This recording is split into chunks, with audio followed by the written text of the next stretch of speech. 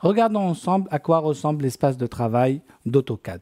Depuis la version 2009, AutoCAD a adopté la présentation en forme de ruban, avec des onglets ici qui permettent tout simplement de naviguer entre des groupes de commandes. Ici, un groupe de commandes dessin qui présente tous les outils dessin que je peux ici dérouler, fixer avec la petite épingle ici ou à nouveau replier.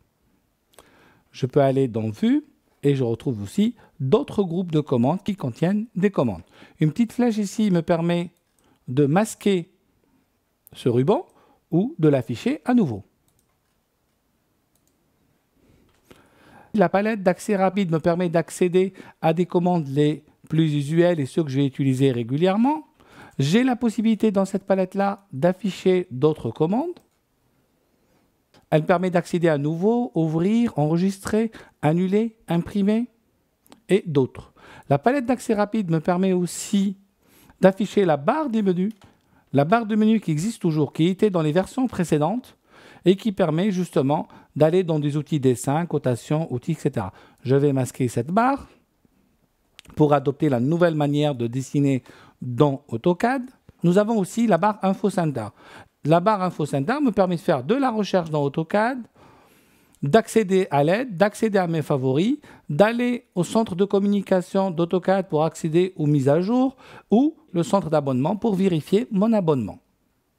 AutoCAD a gardé depuis les anciennes versions la barre de commande. Cette barre de commande me permet tout simplement de saisir des commandes. Dans ce cas-là, par exemple, je vais taper ligne. Il me demande premier point et je clique un deuxième point. Je fais entrer pour valider. J'aurais pu aussi accéder ici par la barre début et ligne. Regardez, en appuyant en haut, il me dit aussi spécifier le deuxième point. La barre de commande sert à saisir, mais je vous conseille aussi de l'utiliser comme un outil de communication avec AutoCAD parce qu'elle va vous permettre tout le temps de savoir où est-ce que vous êtes et qu'est-ce que vous voulez faire. N'oubliez pas la touche entrée pour sortir de la commande ou tout simplement la touche échappe qui permet de réinitialiser la barre de commande.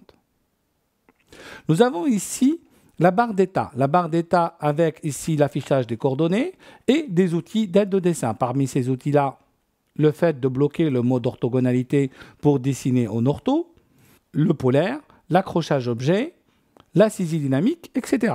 Nous aurons l'occasion de revenir sur ces commandes-là.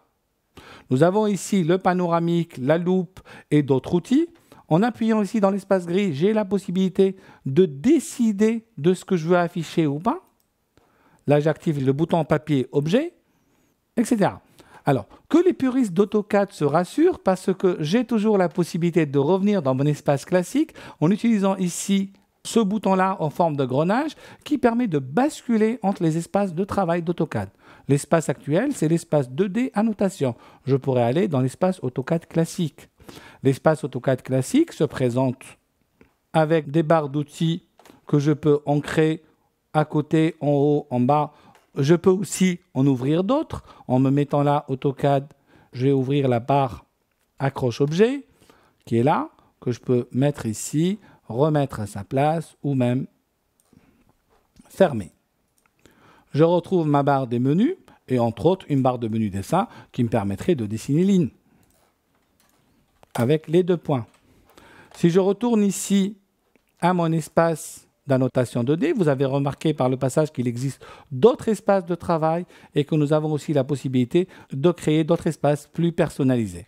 Je reviens dans mon espace de travail 2D et nous allons tout de suite dans ce qu'on appelle le navigateur de menu. Le navigateur de menu nous permet d'accéder à des commandes directement. Il permet aussi d'accéder aux options du logiciel. Nous avons ici les options et on va pouvoir les paramétrer. Par exemple, dans le menu Ouvrir et enregistrer, j'ai la possibilité d'activer ou désactiver l'enregistrement automatique. Je fais OK. Le navigateur de menu aussi possède des commandes qui sont assez sympathiques. Par exemple, ici, la barre de recherche qui va me permettre de rechercher une commande. Là, j'ai tapé demi, il me propose demi-droite et il me dit que cette demi-droite, par exemple, est accessible par dessin. Je me mets dessus, j'ai le schéma.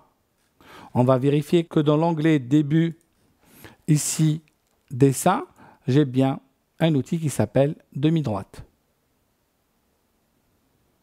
Vous avez aussi la possibilité ici de nettoyer l'écran, d'enlever les palettes pour ramener votre dessin pratiquement en plein écran.